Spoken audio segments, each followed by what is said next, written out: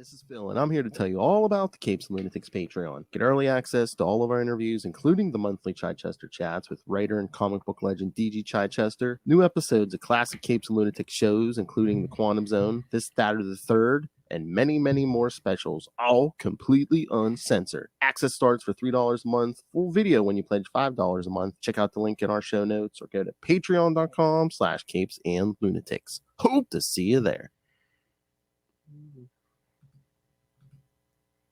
This is Jam DeMatteis, and you are listening to the Capes and Lunatics podcast. I was trying to see if I had any X-writers here, but let's go Jam and DeMatteis. He's writing everything. He's written a bunch of stuff.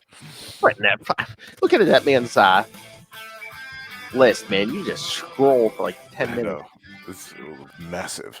All right, kids, but welcome back to another episode of Marvel Tales. I am Phil. Joining me, as always, swooping in is Justin the Owl into X-Land this time. That's right. Like we said, this one is a Justin pick this time because, yes, we're talking like the first appearances of Psylocke from New Mutants Annual 2 and Uncanny X-Men 213. Yes, my girl Betsy. That Uncanny X-Men right on the end of like the mutant massacre there. Yes, right on the tail end of it, actually. Yeah, because like I think this was like the first time I read the New Mutants Annual, but yeah, I had read that Uncanny X-Men before. Mm-hmm. That was actually the issue that made me such a fan of Psylocke all those years ago. What, the X-Men one? The X-Men issue. Oh. Yeah, I read that and I was like, oh my God, who is this? She's fantastic. And I followed her story ever since, and she became one of my favorites, really, over the years. And she's had such a complex and crazy journey over the decades. It's wild, but oh yeah, swapping bodies, all kinds of stuff. Yeah, swapping bodies, and thankfully, because the old Captain Britain stuff has just been reprinted in the form of this gorgeous new omnibus that I just got. I've been able to read like her very first appearances in that from the 70s, which is really cool to see how she very first started out.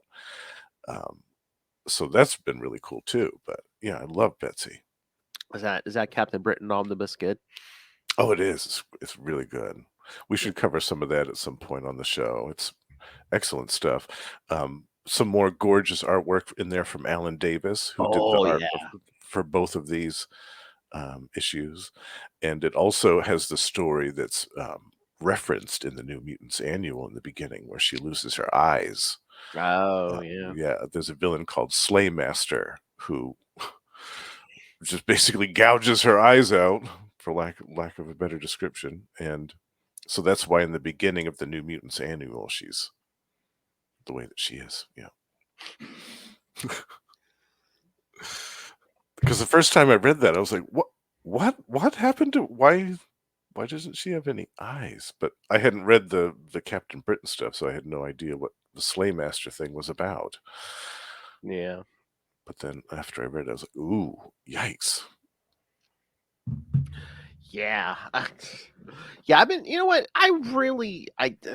Some of this the New Mutant stuff I hadn't read, like anything like pre-cable I hadn't read a lot of, but like last couple years I've been reading more of the New Mutant stuff, and I've been enjoying it. I'm like, well, I don't know why I just didn't jump into it sooner, but yeah, I don't have a lot of it. I read it kind of sparsely over the years. Yeah, but I mean, by the time I jumped in, again, it was like cable era. But again, too, there were so many books. I was like, okay, I'm reading X-Men, I'm reading X Factor. You know, kind of get lost in the shuffle. And then by the time I would have gone into it, they kind of ended, and then it's like, oh, X-Force. Okay, well, I'll read some X-Force. That's true. Yeah, the New Mutants didn't get caught up in a lot of the crossovers, except for the Mutant Massacre and the Evolutionary War and the Atlantis attacks, like the big ones. Yeah, they got caught up in those, but they didn't really get a lot of exposure with the other crossovers that happened. So I don't think a lot of people knew about them until like the cable stuff happened. Well, I guess I must read a lot of stuff from the same era, because anytime I read back issues of an X book, it just seems like they're like, oh yeah, the New Mutants are in Asgard, or the New Mutants are missing. It's like nowhere to be found. Yeah. Magneto's not keeping an eye on them. those rascally kids off getting into trouble again. I know we were trying to reform Magneto at that point, but it's just like Xavier takes off and just like, oh hey, you who were once my friend and then my most bitter enemy, hey, can you like run the shop? Okay. Yeah, sure. What could possibly go wrong?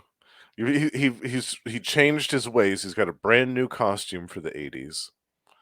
And Charles wanted to go spend some quality time with Lilandra. Nudge, nudge, wink, wink. So he was like, yeah, bye. Xavier's up in space playing bird feeder.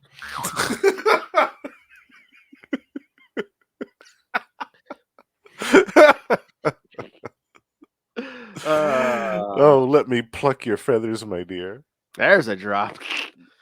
Cock-a-doodle-doo.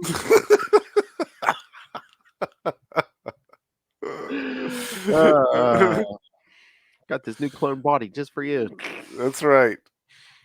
But I don't know what's more ridiculous, that or it's just like once Jim Lee starts drawing it and like how buff Magneto is. I'm like, isn't this guy supposed to be like 80 years old? And Yeah. it's like he's built like Schwarzenegger. I'm like, really? Exactly. And then they made Rogue into this crazy sex pot, and then they had her into a romance with Magneto. I was like, what is going on here?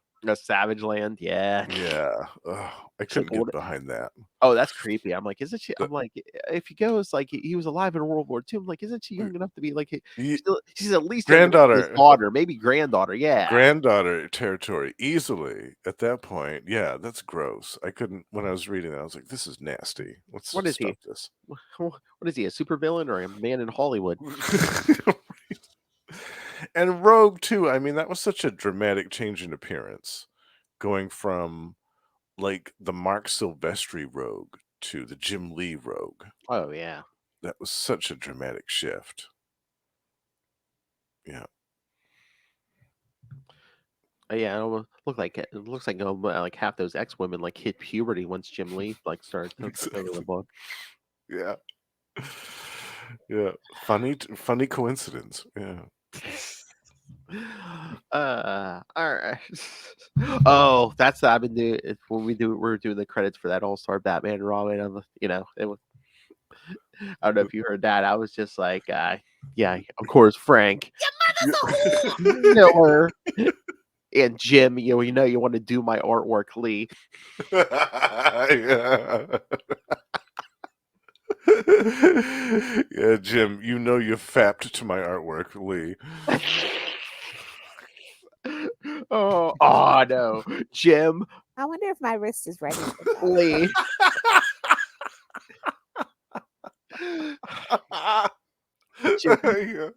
Jim Lee and Savage Land Rogue have catapulted how many young men into puberty prematurely? Yes, yeah, the early '90s were a good time for young men in the X-Men comics. Because I mean, literally, Savage Land Little Rogue. It's almost like a bikini top, and like yes, it's like a. I'm sure some women enjoyed that too. I'm sure a lot of women were like, "Ooh, Rogue." Oh yeah, no matter who you are, if you're into women, I'm sure you enjoyed that. And Psylocke, when Psylocke had her transformation, wow, yeah, that had to light a lot of fires. But I mean, even on the men's side, Justin. I mean, oh yeah, I had no shortage of eye candy, especially Colossus. Oh man, he definitely blossomed as well when Jim Lee took over. I was like, oh my god, he had about 100 pounds of pure muscle. That's what I said. Even Magneto looked like he was hitting the gym 4 times a day. Yeah, Silver Fox Magneto. Yeah. Oh, you know what? We're gonna have to get everyone together. The boys and even including Lilith. We're gonna have to do like those swimsuit issues or something. Yes. Oh, I would love that. Yeah. That'd be fantastic. Oh, that might have to be a Patreon or something, but we got to do that somewhere. Yeah. And there's plenty of those to choose from. They did like 4 or 5 of those, I think. Or an anniversary episode here. Something. We got to do that. Yeah. Oh, yeah. That reminds me, I've got to get some of the. I don't have all of those. I need to go back and get the rest of the ones I'm missing. Complete my collection. Well, guess what you're going to be seeing on the wall behind him. Wow, here, kids. Yeah. No, that might be on the other wall next to my naughty calendar. Oh my! What is it? What is it? Fireman? What is it? Oh no, it's Scantily clad tattooed gentleman. Hey. Yeah. And by scantily, I mean nothing. Oh, Yeah.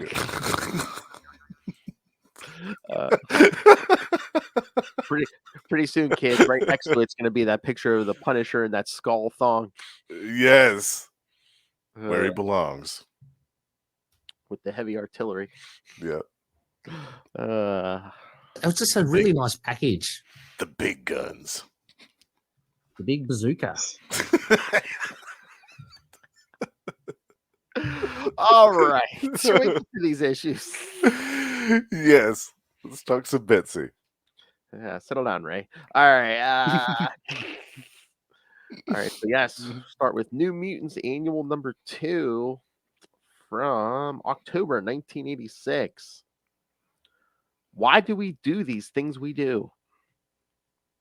Writer Chris Claremont, penciler and inker Alan Davis, colors Glynis Oliver, letterer Tom Orzowski, and editor Ann Nocenti. So, I mean, people do excellent art even with like a different inker, but do you think it kind of like bumps it up a notch when somebody inks their own stuff? Sometimes, depending on who it is, yeah. Sometimes it looks a little rough if they're doing it themselves. Yeah, maybe they're like speeding through it. Yeah, right. And sometimes they might dump a little bit too much ink on there. But I think for a lot of the artists, especially the ones in this time period, they really enhance their own art. I always liked Paul Neary's inks for Alan Davis's pencils. Oh, yeah. Gorgeous combination. Yeah. But yeah, Alan Davis can do no wrong. Absolutely. Oh yeah, that was he on? Yeah, Avengers for a while, and yeah, yeah, those some prime stuff. And Excalibur, which was my favorite of his. Yes. Which kind of the X-Men issue tonight, kind of like a prequel, setting things up for that too. Kind of. Yeah, it came a couple years later. Yeah. But yes, kids, this is the first U.S. appearance of Psylocke. So. Yes, she had been around in the UK comics for a bit. Yeah. Oh, we could do like a UK month, like some of that stuff, some of the Transformers UK. Oh, we could, yeah. Yeah. And in the 90s, they did some other ones, like the Dragon's Claws. There was that one, and Death's Head and Haywire. Oh, yeah, Death's Head, yes. Yeah, there were a bunch of British comics in the 90s we could do. Yeah, do a British month. Yeah, that'd be awesome. Let's do it. All right. We're going to be filling it. We're going to have next year's schedule. I know. Before this year's even half over. Yeah. I love it. Someone will send in requests. We're like, yeah, we'll get that in 2025. Yeah. We'll get to it eventually. We got a lot of stories to choose from. Oh, yeah. Yeah. The blind telepath Betsy Braddock is kidnapped by Spiral and Mojo and remade in Mojo's image. With her help, Mojo creates a TV show called The Wild Ways, meant to ensnare innocent youngsters. Amongst those caught and replaced are Wolfsbane, Sunspot, Karma's siblings, and several kids who befriended Longshot at Xavier's School for Gifted Youngsters. Wait, what? That sentence seems to go nowhere. Cypher is unhappy with his life as a new mutant and wonders about their reason for existence. Later, as he, Warlock, and Sunspot clear out some trees, Sunspot has a fatal accident. Cypher and Warlock examine the corpse and learn that this is a double. Warlock leads them to the place where he senses the real Sunspot, an abandoned building in Alphabet City. However, once they are there, the new mutants fall prey to Mojo's agents, the enslaved kids, now adult with superpowers. The new mutants are brainwashed and also changed by Template, Karma's siblings, save for Warlock and Cypher, who flee, and Magma, who is too headstrong and is reduced to childhood as a result. Cypher and Warlock run into a super strong boy, another victim of Template, Betsy's brother, Captain Britain, who had tried to save her. He reveals that Betsy is the villain and where they can find her. Captain Britain leaves to help Magma, while Cypher and Warlock sneak into the principal's office, where they find a horribly altered Betsy. The boys merge in an attempt to pull their powers and save Psylocke's psyche. Instead, she notices them and draws them into her head. Once inside, Cypher and Warlock realize that the true villain is Spiral, who intends to obliterate Betsy's mind. Working together, Cypher and Warlock save and restore Betsy's psyche and save the others. The reawakened Psylocke does the rest. Back in reality, Psylocke realizes that she now has Mojo's artificial eyes and finds she cannot bring herself to destroy them. Later, she decides to stay at Xavier's school to better learn to use her powers. Cypher has finally found an answer to his question. He believes the New Mutants are there to protect the children. Let's see. This takes place between New Mutants 44 and 45, for those of you who like that stuff. This is a continuation of issues Captain Britain 13 and 14, where Betsy loses her sight and then leaves for Switzerland. However, she went there with her friend Allison Double and her fiance, Agent Gabriel. Neither character is heard from in regards to Psylocke again, or in Allison's case at all, which is rather odd. Yeah, they left her in Switzerland. I guess. That's kind of funny, actually. I didn't know that. I know ow, when characters who get that's just such a pet peeve of mine. When again, writers change and stuff, but it's like when characters get dropped and never like I said, there's like an old, I forget when it is. It's in the 70s somewhere. It's an issue of Captain America where he's living in some apartment and there's like a shadowy neighbor across the hall and he's like, my revenge against Steve Rogers. I'm going to get him. But then Steve Rogers moves and I believe they changed writers and it's like, you never hear. I mean, it's like, 50 years later, that guy's still sitting in his apartment plotting revenge. I think I remember that. It was when he was doing the comic book strips, right? When Steve, it might Captain even America been was before doing that. It might have been okay. that. But yeah. Yeah, I remember the shadowy lurking neighbor, and they never discussed it. It might have been like, was it the early 200s or even before that? It was either right before or right after Nomad, I think. But it was just like, yeah. Oh, that's so funny. Yeah, they never went back to that. They bring in all these dangling, these plot points that are never resolved. Like Claremont would throw out stuff and for years or ever, and it's just like Mark Grunwald did that too. There's so many subplots that he had going. I know. Remember around Galactic Storm, Captain America had so many missing friends. Like, Diamondback's missing, John Jameson's missing, Demolition Man is missing again. Nomad's missing.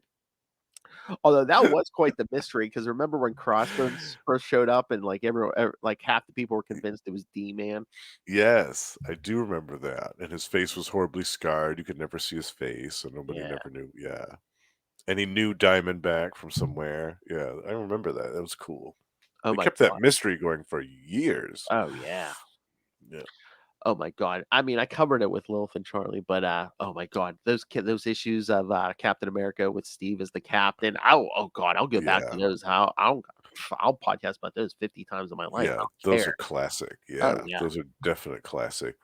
Yeah, I love all those issues. Those are fantastic time. Oh, trust me, kids. If next year we're probably getting we'll get to some Grunwald Captain America.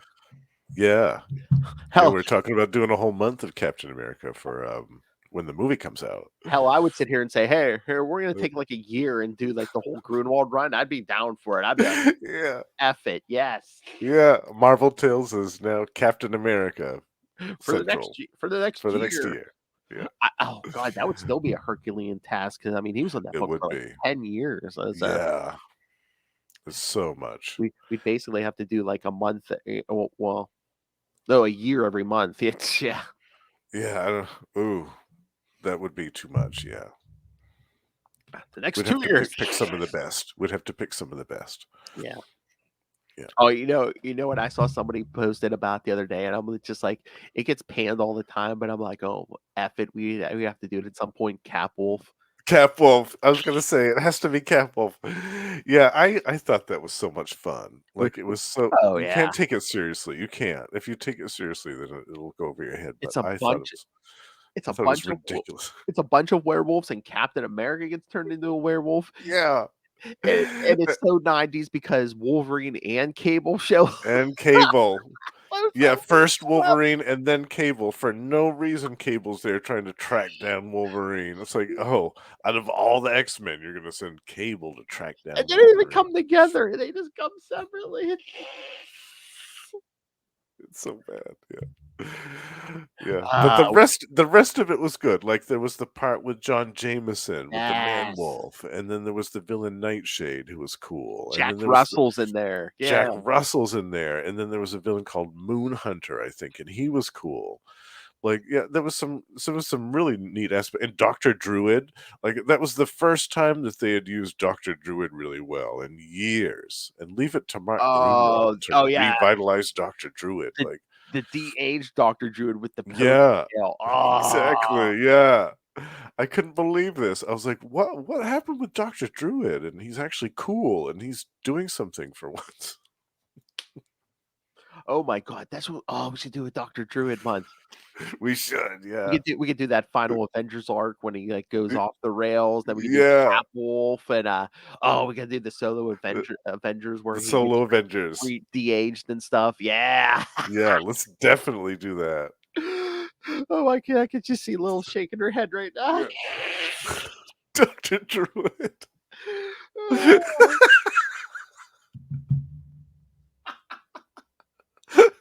Dr. Druid month of Marvel Tales. You thought I was niche with Quasar, Lilith.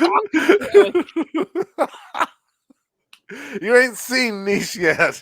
We're gonna talk. Me and Chester are gonna talk to all 5 of his fans. That's right.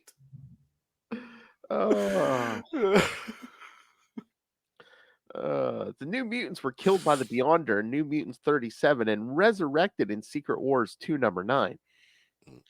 God.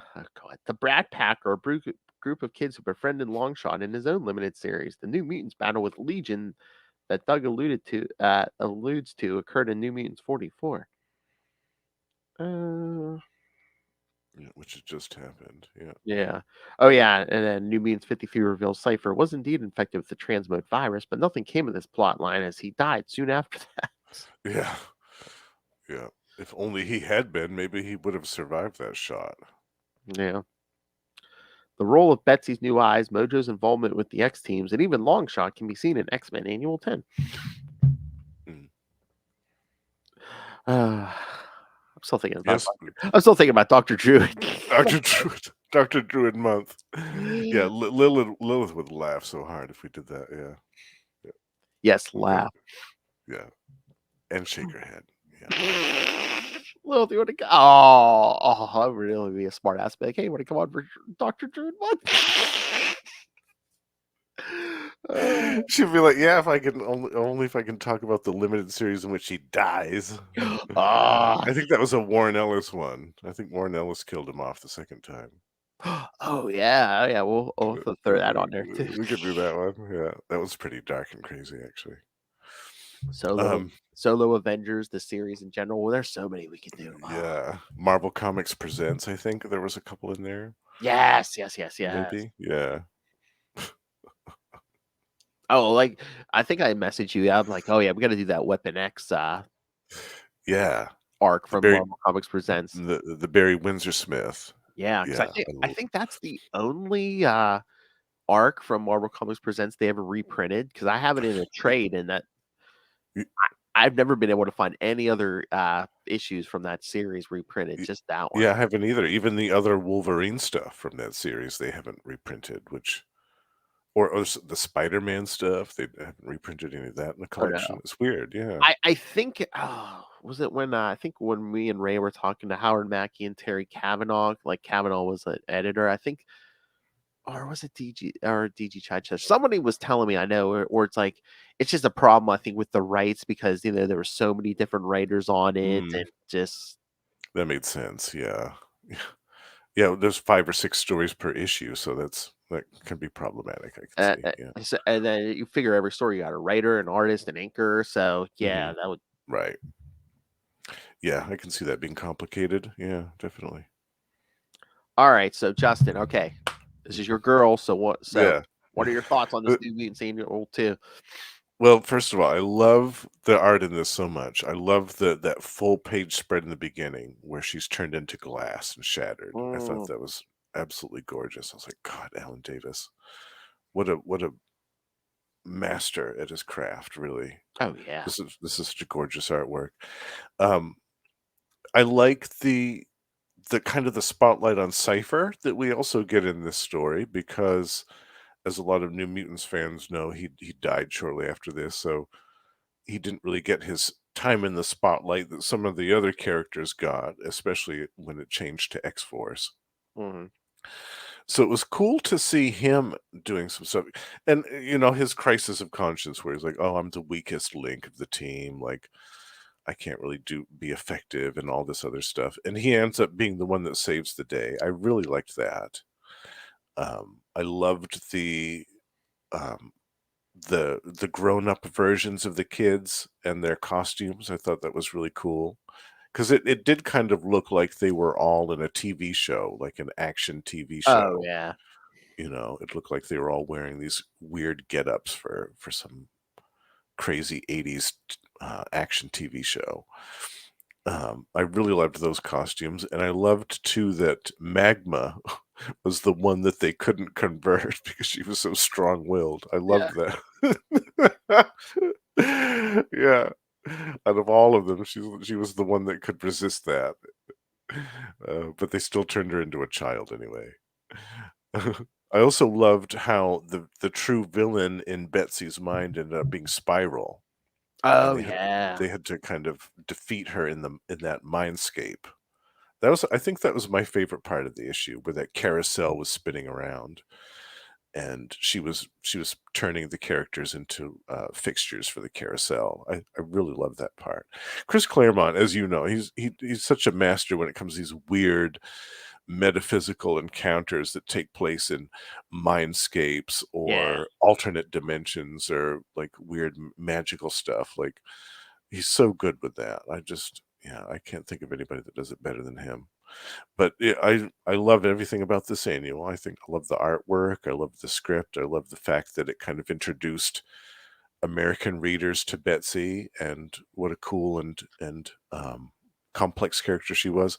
And another part that I loved was at the end when it was all over and she was left with her new pair of cybernetic eyes, and she wants to, like, you could see it, she wants to like gouge them out of her own face because they're like a permanent reminder of what Mojo and Spiral did to her, which was pretty horrific if you boil it down to it. pretty pretty awful on multiple layers. Um, but she can't bring herself to do it because then she's blind again. It's a really powerful moment, and it's handled really beautifully in this a couple panels where you see Doug trying to comfort her. I love that. Yeah. Yeah, and I kind of like getting a glimpse of Betsy, even in just especially in the beginning of this issue, like pre X-Men, because everything Mm. I'd read about her was all like I said, pretty much the first thing before I read this, the first thing I'd read her in was the issue we're going to be discussing next, that X-Men Mhm. 214. So pretty much her initiation into the X-Men. So yeah, it was kind of nice. So, and that's the other thing that intrigues me. You were talking about that Captain Britain omnibus. Mm. Yeah, that's some good stuff, and yeah, she's actually got quite a big role in a lot of those stories. She even becomes Captain Britain for a brief moment. Yeah, so yeah, that's some really good stuff, Yeah, and like I'm some happy. in like the modern comics, she's like Captain Britain again. Yeah, she just assumed the mantle recently. Yeah, she's Mhm. got her own series going now. Yeah, Betsy Braddock, Captain Britain. I think it's up to issue maybe 2 or 3 now, maybe Are you 4. reading that? I haven't been reading that, but I was I reading the what is that, Knights of X or whatever they had where where it was her on an X team as Captain Britain. I was reading that, but I have read this. I have started reading the story, but I need to go back and read some of that other stuff because I'm so yeah. behind. I'm so behind. Yeah, I need to kind of get caught up a little bit. But I'm Well, enjoying what I've read so far very much, and she's amazing. The art's amazing. Yeah, it's a good series. I recommend that to anybody who's even a casual fan of Betsy. Yeah. yeah, there's so many X books going right now. It's like, oh, here's this one. Here's a, it's, And there is still a Psylocke too. The Quanin is Yes. still around as Psylocke. So there's actually two. Yes. So it's basically like, so however many, however you like your Psylocke, there's both versions are running around out Both there. versions. Yeah. Oh, you know where she's at right now? A bunch of the X-Men, including her, Gambit, Rogue, a few of the others, Polaris. They're guest starring right now in the last Captain Marvel arc. Kelly Thompson's she's wrapping up the series because they're doing a Brood story. I saw that with the Brood. Yeah, I'm Yeah, excited about that. Yeah, that's going to be good. it is Any good. Carol Danvers story with the Brood is always good. Mm-hmm. And then Yeah. I know Kelly Thompson from Conversations. Yeah, and she two of her favorite characters are Gambit and Rogue. So Nice. Yeah, that's such a good couple. I love them. Yeah. what was I about to say? There was something we mentioned something else. We're like, oh, we need to. Oh, you know what else we can cover? We're talking to Captain America. It's I think it's the 2-issue arc right before Grunwald takes over. It's like Captain America, Captain Britain team up. We could cover that. Oh yes, I yeah. love that one. Yeah, One of your favorite I think. biscuits. Yeah, Yeah, my Oh. two favorite biscuits together. Two of them. Two blonde biscuits right around. That's right. Oh, speaking of, he was only in a couple minutes this week, but I believe in the last this week, and then the next 3, which are the last episodes of The Flash. Rick Kosnitz shows up. Oh, my man, he's back. Oh, I love it. I think he's gonna be in the last couple because he was in this week's. Yeah, My favorite biscuit. Yes, I need to go back and watch that. Oh, it's been too long since I've seen that gorgeous face. All right, so should we get to the X-Men issue? Yeah. There's a lot. It's not as long as the New Mutants Annual, but there's a lot going on. There's a lot going on in here. Yeah. Mutant Massacre. Sabretooth. Oh yeah, I was gonna say a lot of people probably read this issue because it's just the Wolverine and Sabretooth going at it on the cover. It's a good way to draw them in. And Betsy in the corner box. I miss corner boxes. I do too. Yeah. See, kids, back in the day, that's what I miss, especially on the team books, is the floating heads in the corner box. I miss that. That showed the lineup of the team. Sometimes it wasn't accurate, but again, I still just love the floating heads in there. Yeah. I love when they try to squeeze 20 heads in there. Back when the Avengers had a bunch of members. Yeah. Yeah. All right. So Uncanny X-Men 213 from January 1987. The title Psylocke. Writer Chris Claremont again. Penciler again, Alan Davis, with inks by Paul Neary. Yep.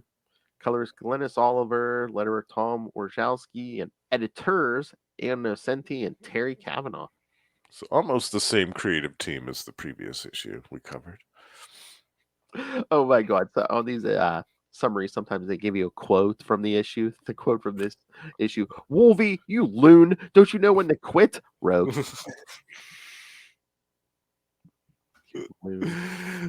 You loon.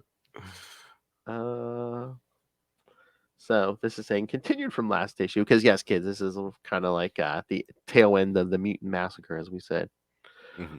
Following the evacuation of all the surviving Morlocks from their tunnels, Elizabeth Braddock, the newest addition to Charles Xavier School for Gifted Youngsters, uses Cerebro to try and make herself useful following the Marauders' massacre of the Morlocks. So yeah, kids, so basically another, thing, plot point. It's like, yeah, Xavier's gone, so hey, let's bring in a new telepath. Right. And Jean wasn't around, so yeah.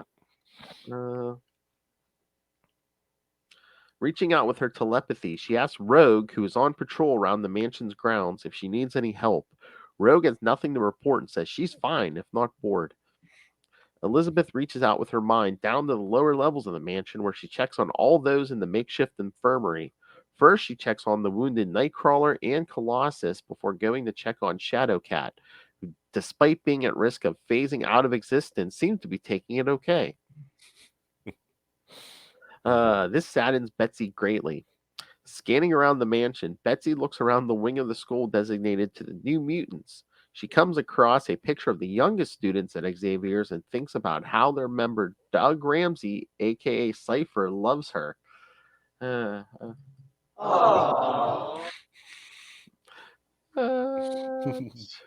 She recalls how he risked his life to save her from the Mojo-verse and wonders how she feels about him. Better watch. There's laws in this country, lady. That's right. Because how old is she supposed to be? Because I know he underage. Well, I don't know. They actually might not have been that far apart in age. I know that she was a little bit older. I was just saying, isn't she at least 18 though? I mean, she's not 18. Maybe, yeah. Yeah. I think so, yeah. Yeah, Claremont. 18, 19, 20. But yeah, Claremont. probably. Yeah, Claremont. Yeah, he likes that. Like Wolverine and all these young teenage female sidekicks. Yeah, and Colossus and Kitty Pryde. Oh yes, the biggest. All these grown men with teenage girl sidekicks. Who do they think they are? Hal Jordan. Of course, not Hal Jordan. Or Frank Miller. Oh, you just want to drop. Your mother's a whore.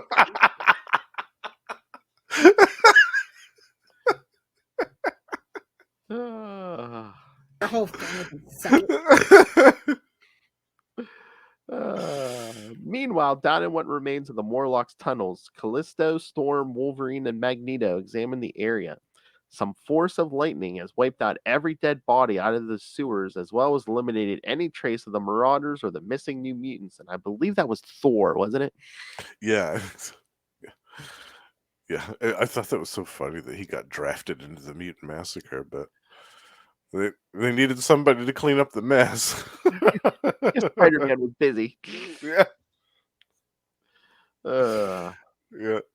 When Storm realizes it was lightning that wiped out everything in the sewers, Callisto is angry and both wondered if somehow Storm's seemingly lost mutant powers were responsible. Whatever the case may be, they cannot pick up the trail of either the Marauders or the New Mutants. The latter gets Magneto upset as the younger students are his responsibility. Elizabeth contacts them telepathically and offers to use her powers to scan the planet for traces of either group. Storm tells Betsy to focus on mansion security instead. When Wolverine asks Storm why she doesn't utilize Betsy's talents, Storm tells him that they cannot afford making any mistakes with unknown quantities. Half your team is like injured. I think I don't know. Yeah, you don't really have a choice this time. Yeah. So look at gift horse in the mouth. Yeah. Right. Psylocke continues to scan the mansion perimeter until she detects someone on the property. When she tries to scan their mind, she's overpowered by their psi shields as she forgets her telepathic power is being boosted by Cerebro at the time. The intruder turns out to be Sabretooth, who easily overpowers Rogue and breaks into the mansion.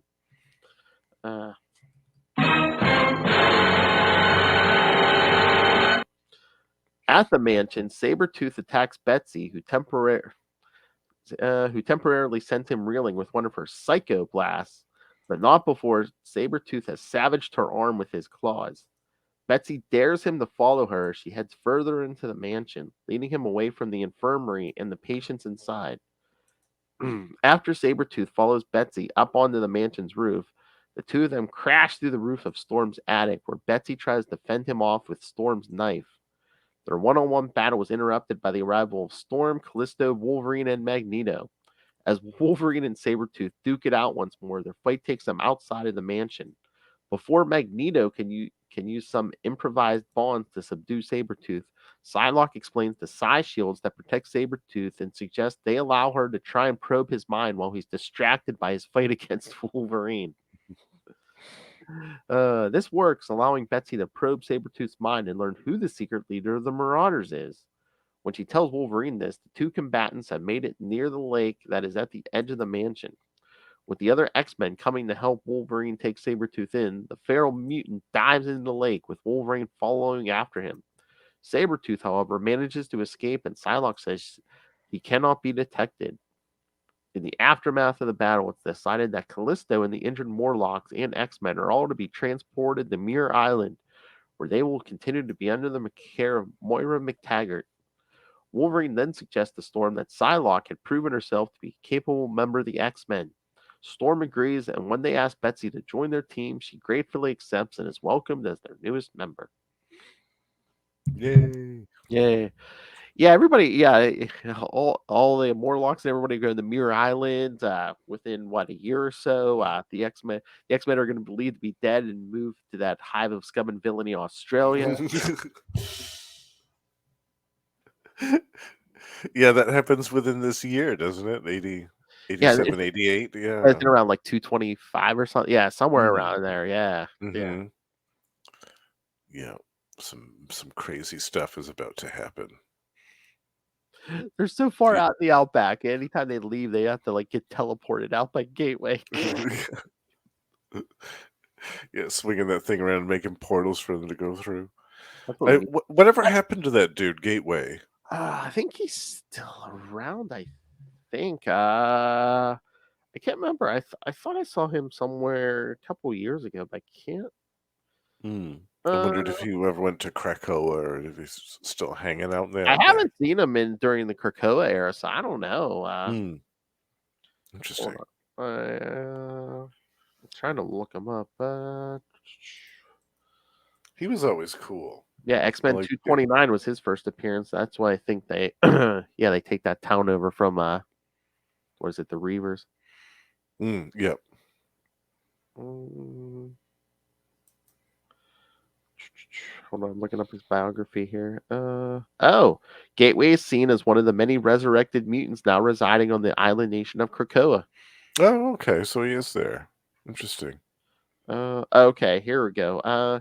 Uncanny X-Force 27. Phantom X is murdered by Skinless Man, and this severs the connection between him and Automaton, the Guardian Weapon X.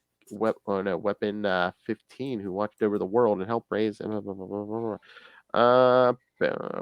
Psylocke is able to use her telepathic powers to allow Gateway to create one last portal before dying and save X Force. But then, yes, he gets resurrected on Krakoa Kid. So Oh, that must Uncanny X-Force. Uncanny Yeah. X Force, yeah. Did you read that? Yeah. I did collect that. Yeah, that was Wolverine's team, kids. Yeah. Yeah, Psylocke was on that too. Yeah. I missed that actually. I want to go back and read that. I missed that when it was If that- out. Yeah, I think it's been a while since I read it. If that's what I'm thinking of, I think Deadpool was on there. If you see Deadpool and Deadpool in, like, Archangel. if you see Deadpool in like the gray suit, yeah, that's when that's from. Yeah. It looked cool, but for some reason I missed the first few issues of it, and then I fell behind. I never ended up starting it. Well, I'm trying to remember. I think there was like 2 volumes. So I think they did just like a regular X Force maybe in the beginning, and with Wolverine and them, and then when they rebooted, it was Uncanny X Force. I Uncanny. believe, Yeah. yeah. I mean, I know the first volume at least. They're basically Cyclops was setting up basically a Black Ops X team. Strike Force. Yeah. You need someone to go in and either steal something or murder somebody. Or Yeah. murder somebody, or both. Yeah. Oh God! I just saw your name, Owlock. Owlock. Uh, So, what's your thoughts on this issue, Phil? What do you think of this? Again, I mean, it's interesting. Again, of course, it's Chris Claremont era, and again, it doesn't slow down. A wrap up to the Mutant Massacre. It doesn't slow down because I mean, Sabretooth crashes the party, and you get another classic Wolverine Sabretooth fight. Well, before him and the others show up, I mean, like I said, I mean, this is when you knew Psylocke means business. She was holding her own against Sabretooth for the most part. Yeah, I loved that when she was fighting him, and when she's running up the staircase and she looks over her shoulder and gives him that kind of devious, like "F you" smile. She's like, "Prove it."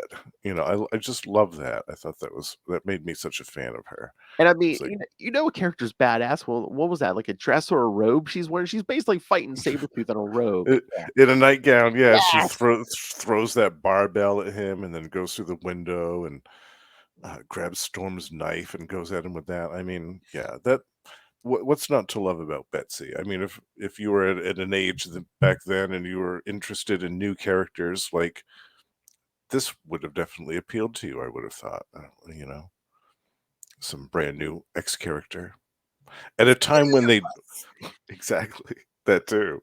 And this was a time when they desperately needed some new blood in the X-Men. The Oh mutant, yeah. like Oh yeah. they were short some members, so they Espe- needed es- Especially if we're gonna spin off a few of them in the Excalibur. Yeah. right. That's true. Yeah, poor Kitty Pryde. Yeah, when she was like phasing out of existence, that was a rough period for her. Yeah. Yeah, and even though it didn't last very long, I think they fixed that problem pretty quickly. And I remember Nightcrawler. There was a period of time where his like teleportation was really hampered. Like he could only teleport like short distances, hmm and he could only do it a certain number of times before he was completely exhausted and wiped out. Well, I remember like back like towards the beginning too. It's like he basically is like he has to see or he had to have been a place before he could teleport. And he's like otherwise I could like teleport in the middle of a wall. Right. Yeah, that could be a little problematic. Yeah, Just I a mean, tad. makes sense. Yeah. Uh, so so did we hit all the points, or is there any other reason why like Psylocke is one of your favorite characters? Well, also the purple. I'm a big fan of purple. Oh, really? Okay. Yeah. Purple's my favorite color. So when I was like, I don't know, 10 or 11 or whenever this issue came out, I was like, ooh, cool, purple lady. And I thought it was cool to see a telepath like using her abilities the way that Betsy did Yeah. back in the day. Because as we saw, of course, later on when she gets transformed, when she gets changed, her psychic powers are more in the form of weapons, like the Psi knife Oh yeah, and that's what I was gonna the say. By the time we get blades to and stuff. Psi Knife, yeah, she's wielding literally wielding that telepathy like a weapon. Yeah. Right. But back then, as we see in this issue, number 213, it was kind of almost kind of like a butterfly face, almost kind of like a weird kind of butterfly face. And I thought that was kind of cool too, as a way for her to manifest her psychic presence to show that she was there. Mhm. It was a cool kind of aesthetic way for them to represent what she was doing, because they did that a little bit with Jean's power. Like with Jean, like I think it was like pink or something. It was like a pink aura Mhm. that they would have when she was using her powers, but with Betsy it was kind of purple. I thought that was kind of cool.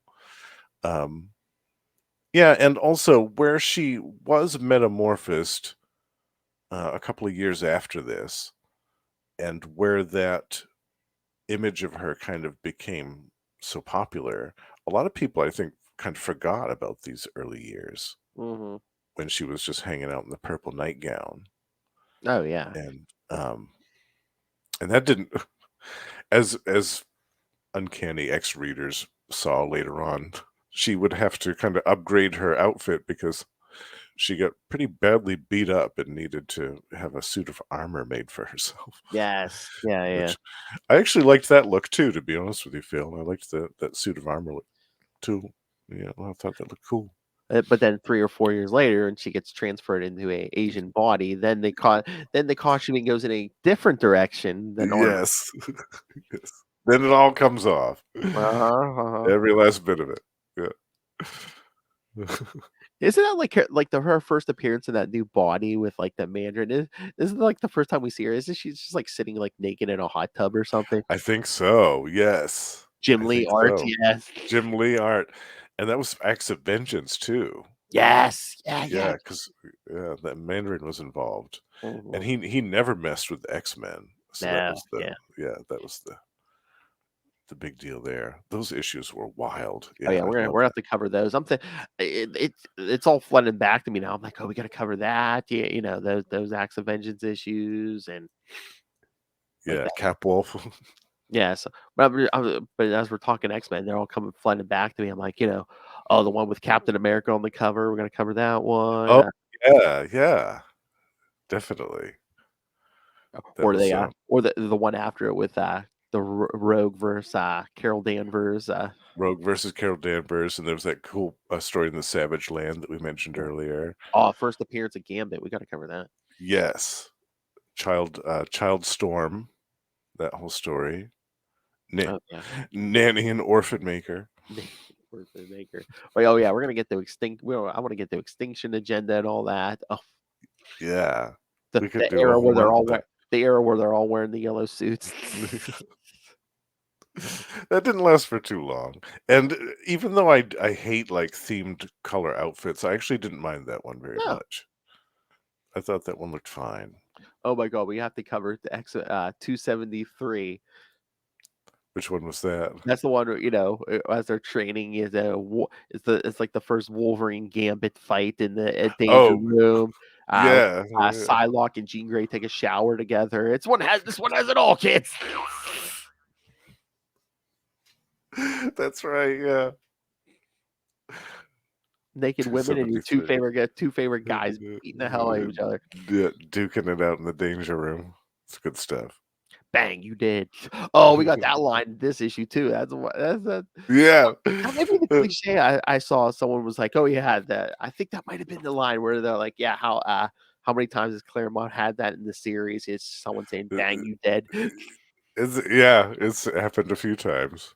We should count that sometime and see how many times it crops up. Well, I think that's the big two. It's like, "Bang, you dead," and I think the other one's like, "Oh, weren't you dead? Oh, we got better." Yeah, we got better. Yes. Uh. Yeah, I think that one's happened a few times. Yeah. I was a little surprised in this issue when I read it the first time how easily Rogue got defeated by Sabretooth. Yeah. Yeah, I mean, I know that he attacked her, like he got the advantage of surprise on her, but it's like, man, she didn't even get to land a punch in on him. Yeah, I really don't. It took them a while to I don't know if they were trying to convey that she was still new at this, but trying to convey her, that she's still in training, kind of, I guess. Hmm. So Yeah, I'm trying to think when she really amped up. Was it against Nimrod, maybe, or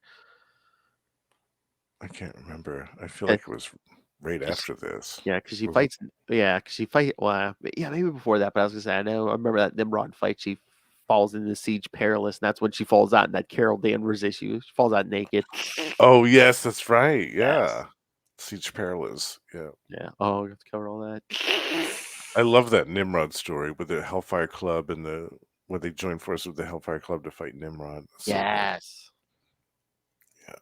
Oh, there's so much good stuff. Yeah.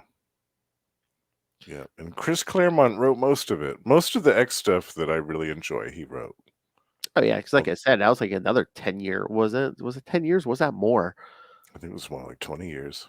Oh, maybe. Yeah. Because I he had think he almost. started in like 70, was it 75 or 6? Yeah, Maybe. because what was it? Wasn't Byrne on there for a little bit? Yeah, then Claremont jumped on until until what, 91, 90, 91? 91, 2 or something like that. Yeah. Yeah. Yeah, because he didn't he do like that first arc when they did the new X book, X-Men #1. Yeah. I think Yeah, he did the first arc, the first handful of issues of that, which I really enjoyed. I loved that. Even though there was so many X books at the time. I was like, "Oh, really? Another one?" But then it actually turned out to be really good, so I didn't have any room to complain. And just by coincidence, as soon as Charles Xavier comes back, Magneto decides, I'm going evil again. Yeah. Yeah. What an interesting coincidence that is, too. Well, all those muscles that he got from Jim Lee, he got roid rage. Oh, all the old men did, because what was that, like 274? That one Savage Land arc. It's like Magneto, Nick, old Nick Fury. Nick They're Fury. all yeah. Yes, everybody's buff. Kazar. Yeah. Well, that makes sense. I mean, you're swinging trees yes. all day. Yeah, you're gonna have. Yeah. Yeah, I never minded a good Kazar issue. Oh my. Yeah. That's what we could cover. It's been so long since it's probably been decades since I read it, maybe since the 90s. But did you ever read that one Kazar series in the 90s? I think it might have been by Mark Waid.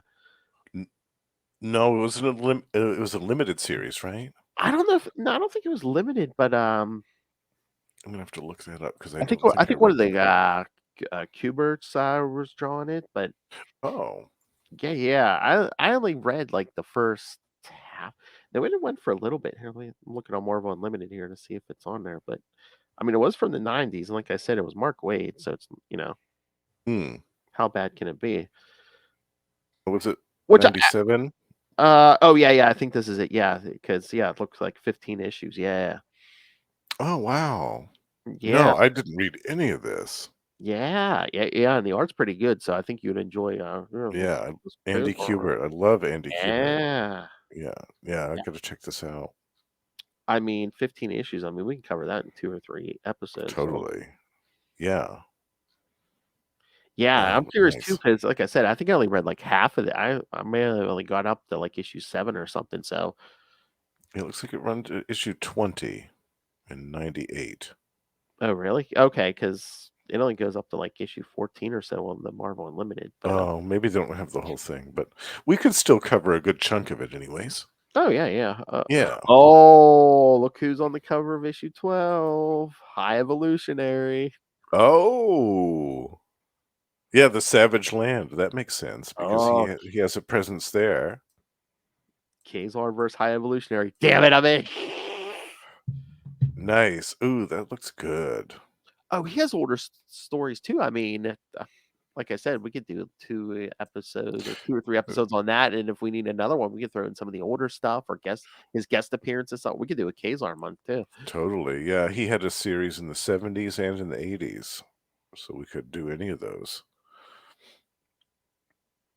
Hell, we could do 2 months on it. I mean, like I said, yeah, Yeah. I would love that. that Mark Waid series was somewhere between 15 and 20 issues. So Yeah, I'd like to check that out. I haven't read any of that, so I would definitely like to do a few episodes on that one. yeah, because I remember because like that wasn't something that would usually catch my attention, but it was Mark Waid, so I tried it. And I remember liking it. Like I said, I only read like I think the first half of the series, but it wasn't bad. No, I like Yeah, it. and you can't go wrong with Andy Kubert on the art either. Yeah. From what I remember, because I'm saying I don't know if I've read that since the '90s or '90s or early 2000s. I can't remember the last time I read that. Hmm. Yeah, this looks really good. The Rhino. Oh yeah, the Rhino. The Rhino's in there. Yeah. All right. I'm making a list because Well, we're gonna add that to the roster, folks. I just need to keep the giant spreadsheet open. Anytime we record, just be like, okay, here's a Dr. Drew. Dr. Drew in this month and Kazar this month. Because I mean, we throw out so many things. I'm like, I can't remember. I know. That's like when you message me on Messenger. I just want to be like, write it down somewhere, keep it handy, because I'm not going to remember all this. Because I got 50 shows going on. I'm like, what was that idea Lilith mentioned, or what was that idea Justin mentioned? I can't remember. Always got to write it down. All right. So, anything else? These were your picks, Justin. Yeah, no, I'm happy we got to talk about my girl Betsy. Yeah, I Yeah. love her dearly. She's probably one of my favorite Marvel heroes. I can't really pin down why I love her so much. Probably because I followed her from this beginning, like this issue of X-Men and all the way up to early 2000s, and I thought that she went on such a wild journey and such a crazy path with her exploits and her adventures with the X-Men and solo, like when she did her own stuff. Oh yeah. She had a miniseries with Angel, I think, that was really good. If I Oh remember. yeah. I think it was four issue one. Yeah. The Crimson Dawn stuff. Yeah. Yeah, the Crimson Dawn stuff. So she's had a really wild journey, and I think she's great. I think she's one of the best X characters that there is, and I'm happy that we got to talk about her tonight. Oh yeah. We're definitely talk more Psylocke in the future. Yeah. Yeah, for sure.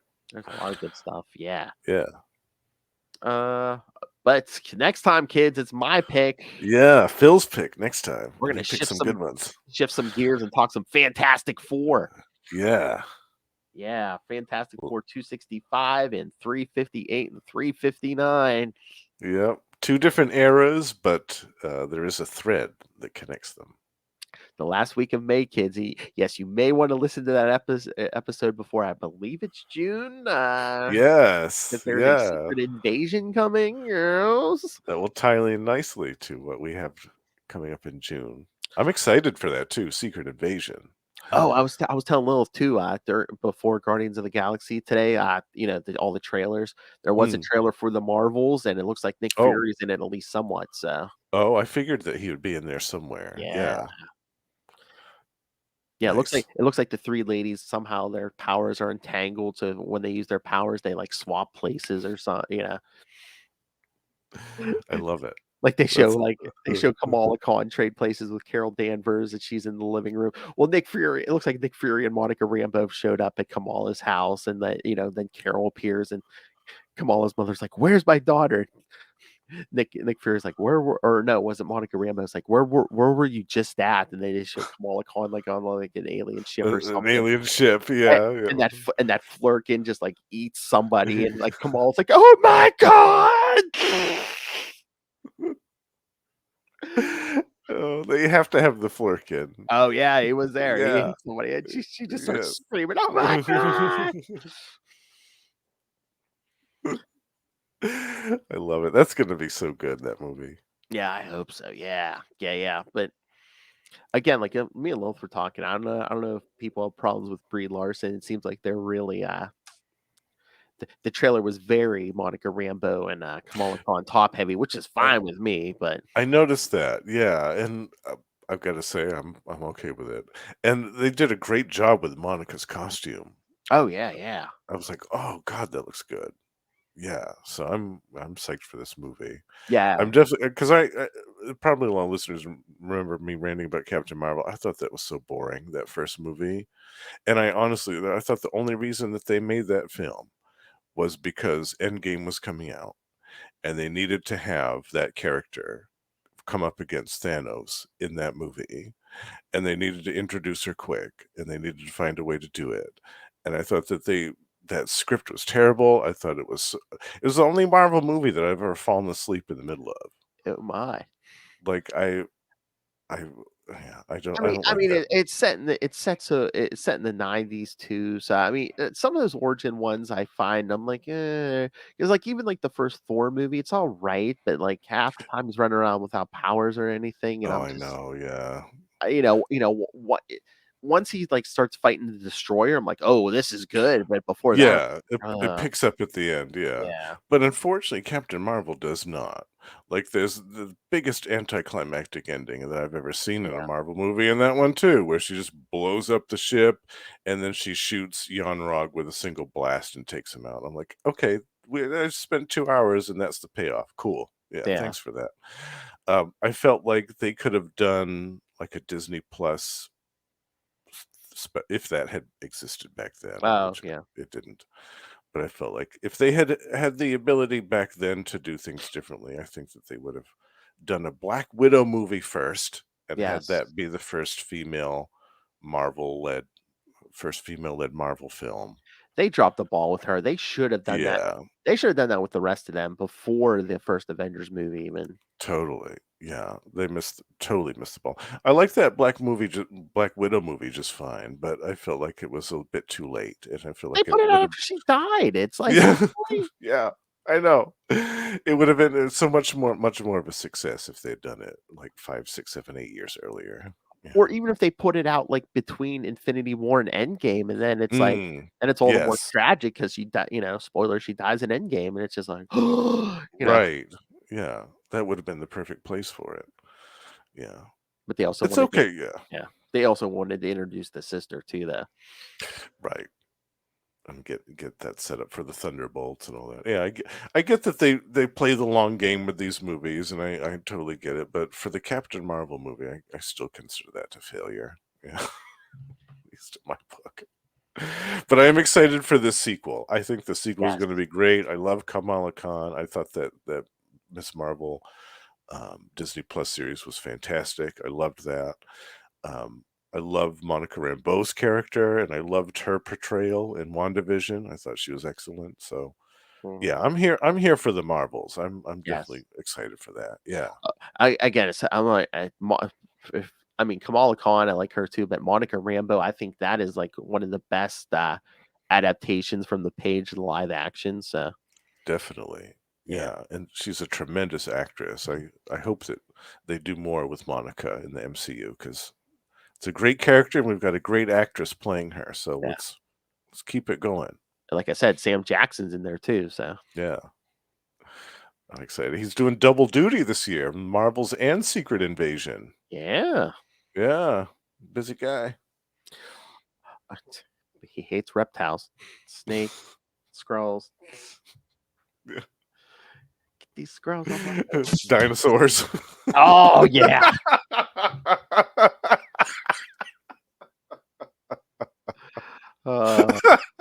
Everybody hold on to your butts.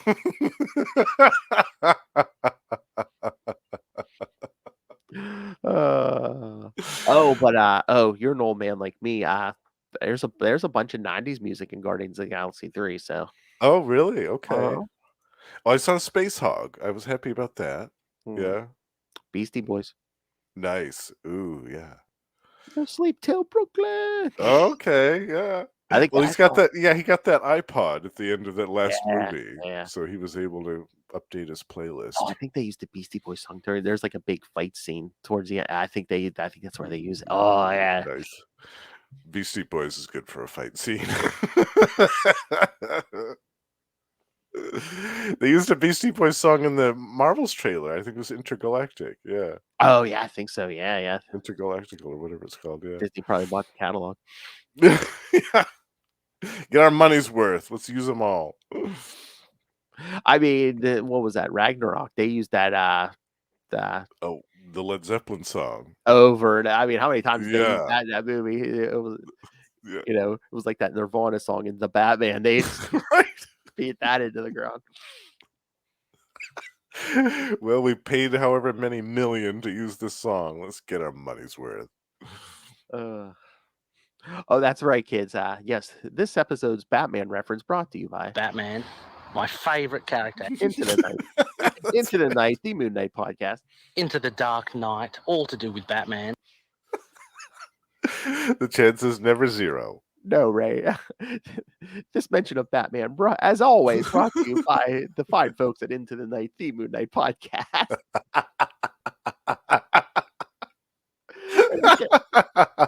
And I think I made this joke when me and Lil were talking on an episode.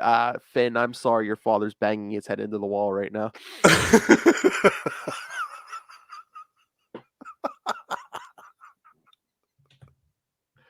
I love Batman.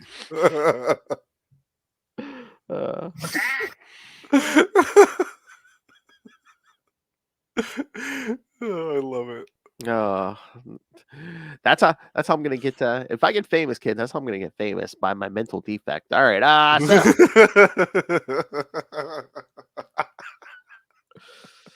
all right, kids. So yes, Fantastic Four next week, and then in June we start our month-long Evolutionary War. Yes. Again, we mentioned Guardians of the Galaxy 3. If you want to know more about this high evolutionary, Yes, Yeah, it actually check it out. reveals his whole origin in the Evolutionary War. In each issue of that, back in the day, they did a little bit of the High Evolutionary's origin in each issue, so you got to read about how he started out. And pretty much, if there's any Marvel character you love who was around in the late '80s, they're in this story somewhere. So. Yeah, even the Punisher. Yes. And that was a good one. I remember being surprised by how good that issue was and how. And of course, there's at least 3 Spider-Man stories. There's Avengers, Fantastic Four. Everyone's in this one, kids. Everyone. Yeah. It's great. Yeah, I was so excited. So yeah, kids. So don't want to miss that one. Yeah. Send in your thoughts about Fantastic Four. Oh yeah. Send in your thoughts about Psylocke. If you're also a Psylocke fan, let us know. Exactly. Oh, we got lots of stuff coming. Good stuff coming up. Oh yeah, we're gonna be doing an episode on the first couple issues of Excalibur in July. Yeah, some more Chris Claremont and Alan Davis. Yes. Oh, and some early Eric Masterson Thor. Yeah. Love that stuff. Tom DeFalco and Ron Friends. Oh, and more Psylocke, I believe. X-Men 20 through 22. Yes, that's another one of my picks. Yeah. Isn't that the big reveal about the body swap? Yeah. I think Andy Kubert does the art in that one too, if I remember right. Yep. Oh, and then the first 4 issues of New Warriors at the end of July. Yeah. They're a favorite of yours too, right, Phil? The New Warriors? You like Oh them? yeah. Yeah. I remember we talked about that a while back. I don't think You you. read I don't think you could read Marvel in like the early '90s without being a fan of the New Warriors. Yeah, totally. Yeah. Uh, If you started reading that from the beginning, then you were hooked. yeah. I mean Fabian. I love his writing, but I mean Mark Bagley, one of my favorite artists. So. Yeah, totally. Yeah, and after he left, the great Derek Robertson took over, and that was some gorgeous artwork too. How awesome it was to have another great artist come in after Mark Bagley left. Yeah. And of course, then in August, kids, we're gonna have a bunch of the more annual events, More smaller events. annuals. Not Evolutionary War sized, but like 4 or 5 annuals. So yeah. Oh, and if you're interested in annual events, got our Ultimate Spider Cast. What is it? 232. Lilith and I. Well, we're gonna go live next on Wednesday because Amazing Spider-Man 25 comes out, and oh right, yes, the big we're gonna reveal. we're gonna cover that, and then we're also I had on the schedule, so we're gonna cover it too. The Vibranium agenda from like that. Oh yeah. What year's that? The 3 Spider-Man annuals. Yes, Yeah. starring Iron Man and Black Panther. The Vibranium agenda, yeah. Wasn't that 93 or something? 94? Something like that. It's Yeah. 90s. Yeah. Yeah. I love it. Now, what is this the new issue that's coming out, number 25? It's the one that's rumored to be like the most shocking event in 50 years of Spider-Man. Yeah, right? I don't know if it's this one. Well, I think it's gonna kind of be continued 25 and 26, but yeah, supposedly it's the most shocking issue in 50 years. And what happened 50 years ago, kids? Gwen Stacy got thrown off that damn bridge. So it has to be pretty shocking to top that. yeah, so everyone's thinking Zeb Wells is gonna kill off Mary Jane, which riots in the streets, kids. Yeah. Do you think that's going to happen, Phil? Or I hope not. I love that marriage. I want that marriage back. Yeah, me too. They're always like, oh, those make it relatable, that marriage or whatever. I'm like, guess what? When I started reading Spider-Man at the age of 10 in 1988, he was already married, and I was like, oh, cool, he has a wife, he has someone to go home and talk to. Right, exactly. Yeah, and he was still struggling. Even though he was married, he was still struggling. He was still broke. They still lived in a crappy apartment. Like, it didn't mean that just because he was married that his life was great and that everything was a walk in the rose garden. Yeah, no. Even as a child, I could appreciate that marriage, and it was the Todd McFarlane era, so she was half naked all the time. Right, exactly. And they had her do like modeling, so she was constantly going to these photo shoots and wearing all these skimpy clothes. Like, that was come home, put on some lingerie. Yeah, right. That was a great time to be a Mary Jane fan. Yeah. Kids, I mean, early 90s, late 80s, early 90s. I mean, that was the era of Jim Lee and Todd McFarlane. I mean, I'm surprised we could walk as far as we did, kids. Yeah, John Byrne She-Hulk. Oh yeah. Yikes. Whoa. Jim Ballard Catwoman. Which we're gonna get to. Oh, yeah. That's right. On the next We Are the Night, the Batman podcast. That's right. As a matter of fact, we'll be covering some Catwoman. And a very horny Jean Paul Valley. Yeah. We were recording the Batman episode. We were recording the one before. I said to Lilith, I'm like, yeah, that's the next one. Yeah, me and Justin are going to cover that. And I said, yeah, Catwoman versus a very horny virgin, Jean Paul Valley. She goes, yeah, that tracks. I'm like, no, literally, it's in the story pretty much. Yeah. You're like the night herself, and a devil for making me want you. Oh, Jean Paul, yikes! Take a cold shower. Oh my! Sitting down in that Batcave with nothing else to do. I wonder if my list is ready. Yeah. Before he fought Catwoman, he should have gotten some post-nut clarity. Oh my god! Just the synchronicity of you two, because I believe Lilith did use that term tonight, post-nut clarity. Did she really? Yes, yes. I think it was for the Frank Miller stuff, but I swear, I forget if it's when I mentioned the John Paul Valley stuff or it was the Frank Miller stuff. But she did. She literally said post-nut clarity. Again, you two are psychic twins. It is so scary. Oh, that's fantastic. Besides your physical appearances, yeah, you two are like the same. It's like recording with the same person. I love it. Oh, that's the best. Although you're probably a little taller, so. Yeah, maybe a foot taller, I think.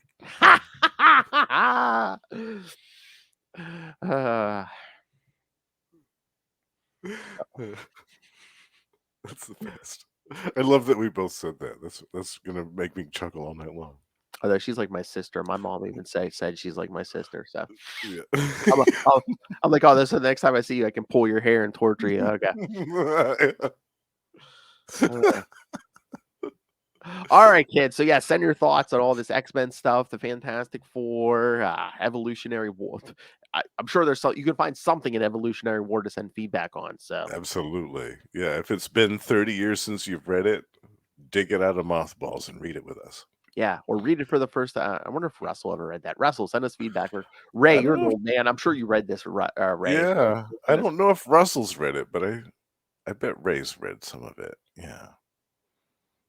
I was gonna say I can't remember if there was a Hulk. I don't think there was a Hulk annual in there, but Joe does show up at the end of that Avengers annual. So yeah, Briefly, yeah. So Joe's in it in the last part. Yeah, Yeah, he's in it for all of 5 minutes. Yeah. him and Hercules. Oh yeah, Ray Hercules is in this crossover. Yes. And that's no spoilers, Ray, but yeah, things don't go too well. All right, so yeah, send us your thoughts on all this stuff, or any suggestions you want to make on upcoming things you want us to cover in 2025.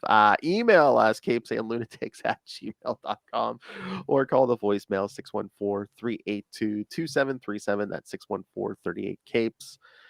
And remember, I can find all things Capes and Lunatics episodes, social media, merchandise. Join the Patreon elite, like our friend Justin here. Yes, join me in the Patreon elite. You get all the exclusives and all the perks, all the bonus episodes, all the unedited, uncensored stuff.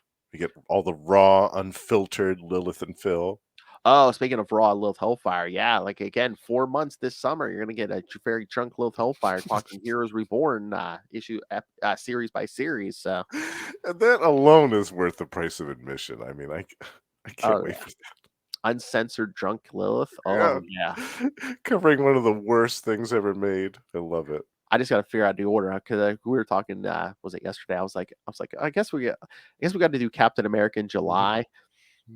For 4th of July. But other than that, I'm like, maybe I'll take it easier on her, do like a Jim Lee, just like, or no, just do swap them up, so it's not the same writer 2 months in a row. Yeah. I like that. Yeah. Let's space it out a little bit. Yes. Speaking of Jim Lee art, all right, kids. Yeah, so spread them out. Exactly. All right, kids. So yes, tubespace.io/Capes and Lunatics Podcast Network. That's tubespace.io/Capes and Lunatics Podcast Network. Spread them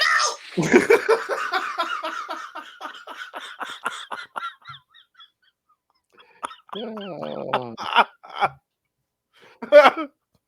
Don't get bigger. It's so salty.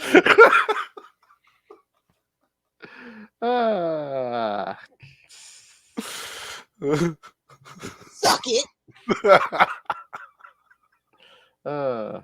Scream it. But yes, kids, a very inebriated Lilith Hellfire will be bringing you this Heroes Reborn stuff. Am I supposed to get my medicine soon? All right. Justin. Oh, enough of this nonsense. All right, so yes, you join me here every week. You're on We Are the Night, the Batman podcast. As we mentioned, yes, once a month at the end of every month. But you also, like we said, talk about the Hulk and the Predator and where can Yes. people find those? Gamma Charge, the strongest podcast there is, hosted by me and my good pal Russell twice a month. We talk about everything to do with the Hulk. And also on Predator and Prey, a Yaocha podcast. We're both joined by our good pal Ray, the High Priest of Khonshu himself, to talk about everything to do with the Predator in action, figures, movies, comics, and more.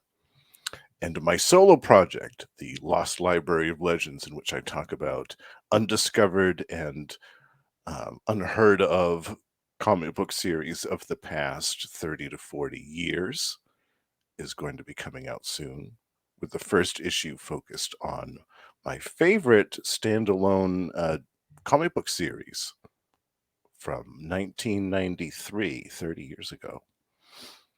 That's all I'm going to say about that one. Yeah. Oh, 1993, kids. Yeah. God, I'm trying to figure that one out. Tap, tap, tapping my way downtown. Giant sized man thing. Well, there might be a few of that's those in there quickly. That's like anytime if I even like toy with the idea of putting any Hulk on our schedule, all I hear is no, I invented that. You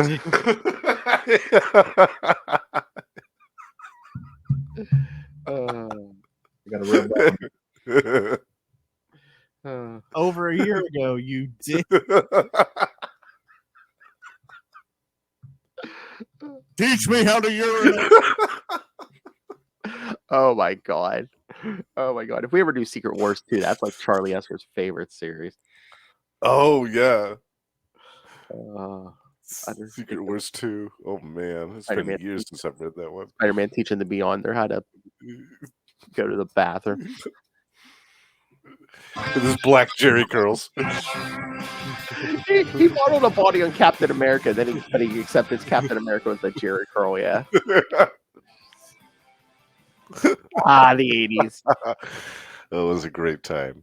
All right. Yes, thank you for joining us, kids. Remember, next week, Fantastic Four, 265 and 358 and 359.